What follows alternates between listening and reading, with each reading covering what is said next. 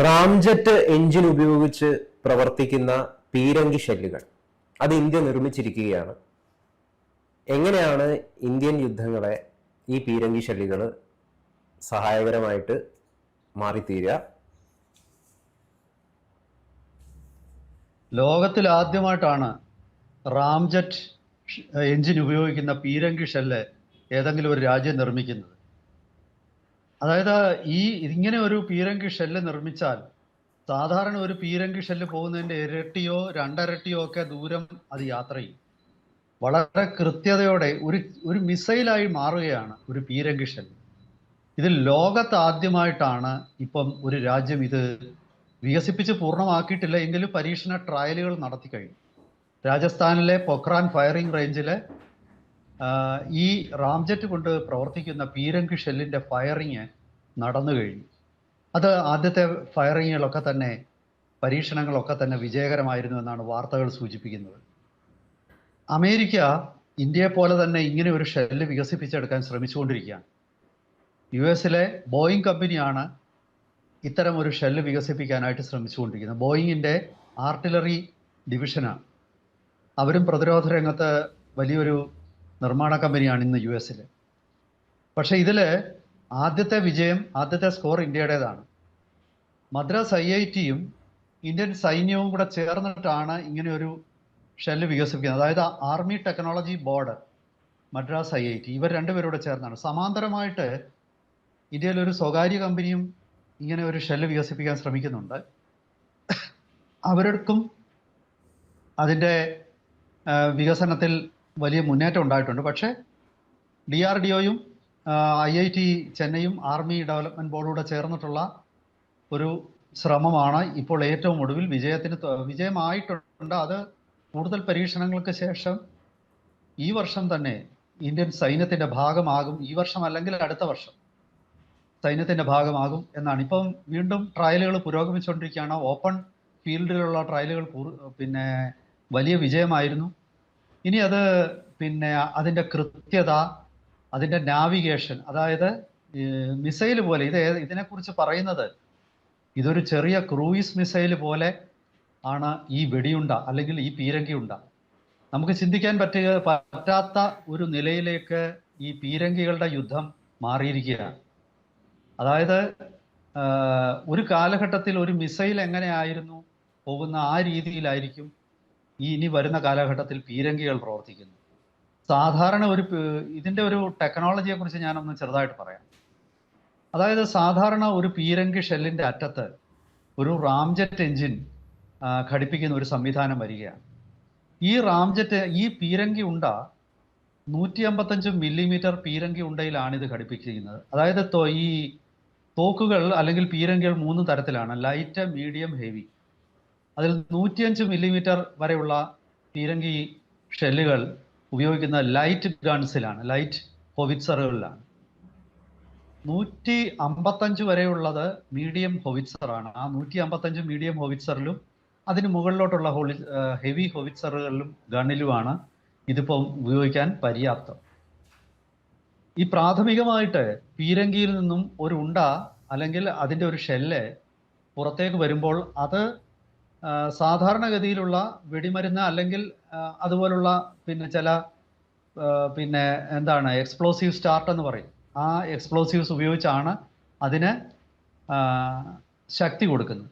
അങ്ങനെ ആ ഷെല്ല് മുന്നോട്ട് നീങ്ങുമ്പോൾ കുറച്ച് ദൂരം ചെന്ന് കഴിയുമ്പോൾ ആ ഷെല്ലിന് ഒരു സൂപ്പർസോണിക് വേഗത കൈവരും.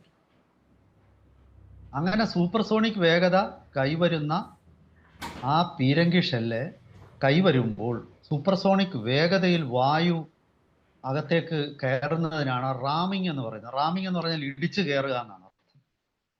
അങ്ങനെ സൂപ്പർസോണിക് വേഗതയിൽ പോകുന്ന ഷെല്ലിൻ്റെ മുൻപിലേക്ക് അകത്തേക്ക് വായു ഇടിച്ചു കയറും.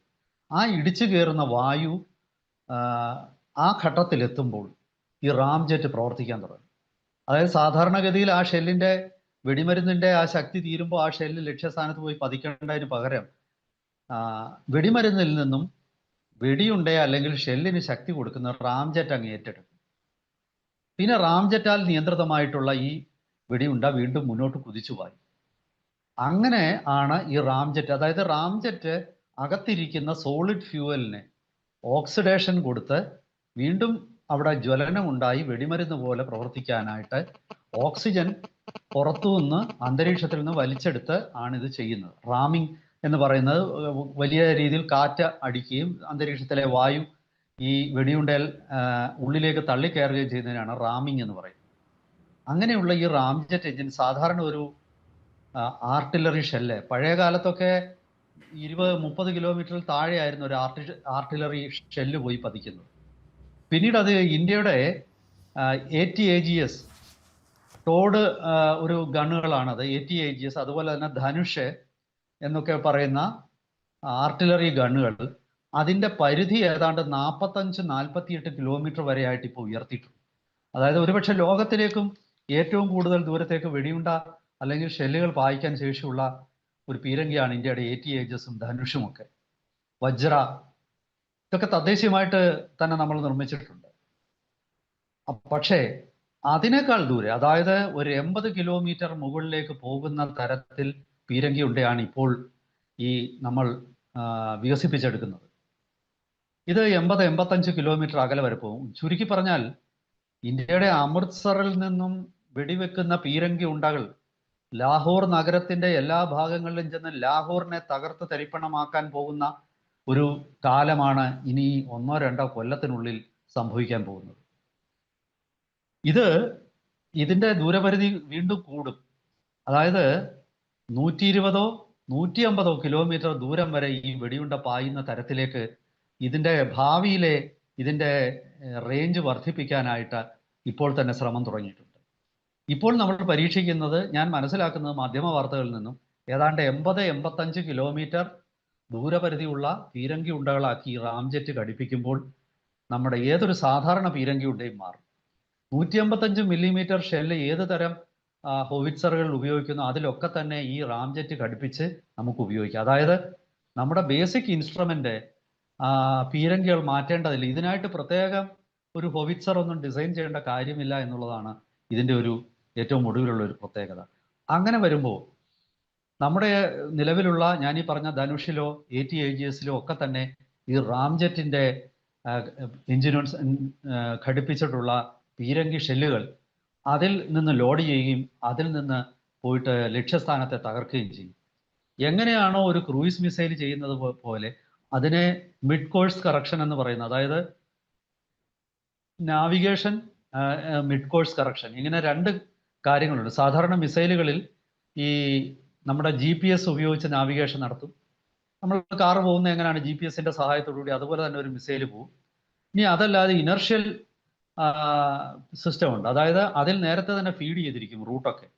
അപ്പോൾ ഈ മിസൈൽ എവിടെ നിന്നാണ് തുടങ്ങുന്നത് അവിടം തൊട്ടുള്ള പിന്നെ ലാൻഡ്മാർക്കുകളെ ട്രാക്ക് ചെയ്ത് ആ മിസൈൽ തന്നെ പോകും. അതേ രീതിയിലാണ് ഇനർഷ്യൽ ഗൈഡൻസ് സിസ്റ്റമാണ് ഈ റാംജെറ്റ് എഞ്ചിൻ ഘടിപ്പിച്ചിരിക്കുന്ന പീരങ്കി ഷെല്ലുകൾ ഉപയോഗിക്കുന്നത്. ഇത് യുദ്ധരംഗത്തെ ആകെ മാറ്റിമറിക്കും. അതായത് പിന്നെ ഒരു പാകിസ്ഥാന്റെ കയ്യിൽ ഇരിക്കുന്നത് വെറും 30-35 കിലോമീറ്റർ ദൂരം വരെ പരിധി വരെ വെടിയുണ്ട പായിക്കാവുന്ന ഒരു പീരങ്കി ഇന്ത്യയുടെ കയ്യിലിരിക്കുന്ന 80 കിലോമീറ്റർ ആണെങ്കിൽ വളരെ ദൂരത്ത് നിന്നുകൊണ്ട് പാകിസ്ഥാന്റെ പീരങ്കിയെ തന്നെ നമ്മുടെ പീരങ്കി ഉണ്ടകൾ തകർത്ത് കളി. ഇന്ത്യക്ക് ഇതൊരു സ്റ്റാൻഡ് ഓഫ് വെപ്പൺ ആയിട്ടാണ്, ഇതൊരു മിസൈൽ പ്രയോഗിക്കുന്ന പോലാണ്. മറ്റ് സാധാരണഗതിയിൽ പീരങ്കി ഉണ്ടകൾക്ക് ലക്ഷ്യസ്ഥാനത്ത് എത്തുമോ ഇല്ലയോ എന്ന് പറയാൻ പറ്റില്ല. അത് ചിലപ്പോൾ കാറ്റിന്റെ ഗതി വളരെ ശക്തമായ കാറ്റടിക്കുന്ന ഒരു സ്ഥലത്താണെങ്കിൽ പീരങ്കി ഉണ്ടകൾ ലക്ഷ്യം തെറ്റിപ്പോകും. മാത്രമല്ല അതിന്റെ ദൂരം കൂടുന്തോറും അതിന്റെ പിന്നെ സർക്കുലർ എറർ പ്രോബബിലിറ്റി, അതായത് അത് ലക്ഷ്യസ്ഥാനത്ത് പതിക്കാനുള്ള സാധ്യത കുറയുകയാണ് ചെയ്യുന്നത്. പക്ഷേ ഈ ഒരു പിന്നെ റാംജെറ്റ് എഞ്ചിൻ ഘടിപ്പിച്ചിട്ടുള്ള ഒരു പീരങ്കി ഷെല്ലിന് അത്തരം കുഴപ്പങ്ങളൊന്നും സംഭവിക്കത്തില്ല. ഇത് വളരെ കൃത്യതയോടുകൂടി ലക്ഷ്യസ്ഥാനം ഏതാണ് ആ ടാർഗറ്റിലേക്ക് ഇനർഷ്യൽ ഗൈഡൻസ് സിസ്റ്റത്തിന്റെ സഹായത്തോടു കൂടി ഇത് അവിടെ ചെല്ലുകയും വളരെ വേഗതയും കൂടും. അതായത് സൂപ്പർസോണിക് വേഗതയിൽ നിന്നും റാംജെറ്റ് ഘടിപ്പിക്കുമ്പോഴേക്ക് മാക്ക് 2 എന്ന് പറയുന്ന വേഗതയിൽ പോകുന്ന ആ വെടിയുണ്ടയുടെ വേഗത പിന്നീട് മാക്ക് 3-4 ഒക്കെ ആയിട്ട് വർദ്ധിക്കുകയാണ് ചെയ്യുന്നത്. അതായത് ചുരുക്കി പറഞ്ഞാൽ ഇത് യുദ്ധത്തെ ആകെ മാറ്റിമറിക്കുന്ന ഒരു കണ്ടുപിടുത്തമായിട്ട് മാറാൻ പോവുകയാണ്. 2 കണ്ടുപിടുത്തങ്ങളാണ്. ഇന്നലെ നമ്മൾ മറ്റൊരു കാര്യം പറഞ്ഞു, പിന്നെ 120 കിലോമീറ്റർ ദൂരത്തേക്ക് പോകുന്ന റോക്കറ്റുകൾ അത് ഇന്ത്യ ഡിസൈൻ ചെയ്ത് കഴിഞ്ഞിരിക്കുന്നു. ഇന്ത്യയുടെ പിനാക റോക്കറ്റുകളെ കുറിച്ച് നമ്മൾ ഇന്നലെ സംസാരിച്ചതാണ്. ഇപ്പോൾ Pinaka 120 long extended range Pinaka mark 2നോടൊപ്പം ഇന്ത്യക്ക് ഈ റാംജെറ്റ് എഞ്ചിൻ ഘടിപ്പിച്ച പീരങ്കി ഉണ്ടകളിലൂടെ വരുമ്പോഴത്തേക്ക് നമ്മുടെ ആധുനികവൽക്കരണം, സൈന്യത്തിന്റെ ആധുനികവൽക്കരണം വലിയ വ്യത്യാസപ്പെടും.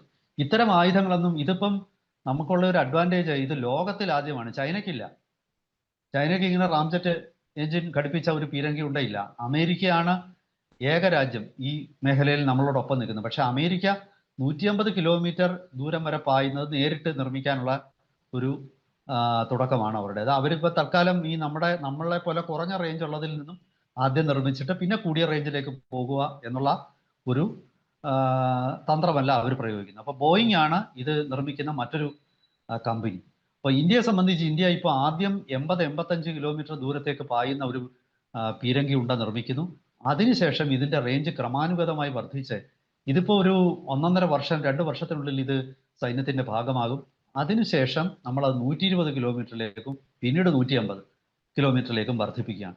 സമാന്തരമായി ഞാൻ പറഞ്ഞ പോലെ DRDOടൊപ്പം ഇന്ത്യയിലെ സ്വകാര്യ മേഖലയുടെ ഒരു കമ്പനിയും ഇതേ തരം വെടിയുണ്ടകളുടെ ഷെല്ലുകളുടെ നിർമ്മാണത്തിൽ അവരും ഏർപ്പെട്ടിട്ടുണ്ട്.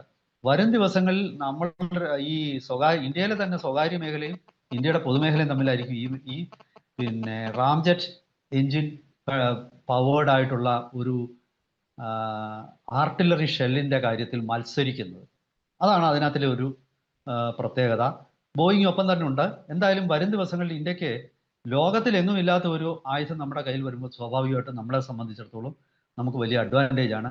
ഇതിന്റെ ഉയർന്ന ദൂരപരിധിയുള്ള ആർട്ടിലറി നമ്മുടെ സൈന്യത്തിന്റെ ഭാഗമാകുമ്പോൾ എനിക്ക് തോന്നുന്നു അപ്പോഴേക്കും നമ്മൾ കുറഞ്ഞ ദൂരപരിധിയുള്ള റാംജെറ്റ് പവേർഡ് ആർട്ടിലറി ഷെല്ലുകൾ മറ്റു രാജ്യങ്ങൾക്കും വിൽക്കുന്ന ഒരു നിലയിലേക്ക് നമ്മൾ എത്തും. ആയുധ മാർക്കറ്റിൽ ഇന്ത്യയുടെ ഒരു വലിയ സാന്നിധ്യവും ഈ ഒരു പുതിയ ആയുധം നമുക്ക് ഉറപ്പു തരും. ഇതാണ് ഇതിൻ്റെ ഏറ്റവും ഒടുവിലത്തെ ഒരു വിവരങ്ങൾ. കൂടുതൽ വിവരങ്ങളുമായിട്ട് ഭാവിയിൽ നമുക്ക് വീണ്ടും പ്രേക്ഷകരെ സമീപിക്കാം.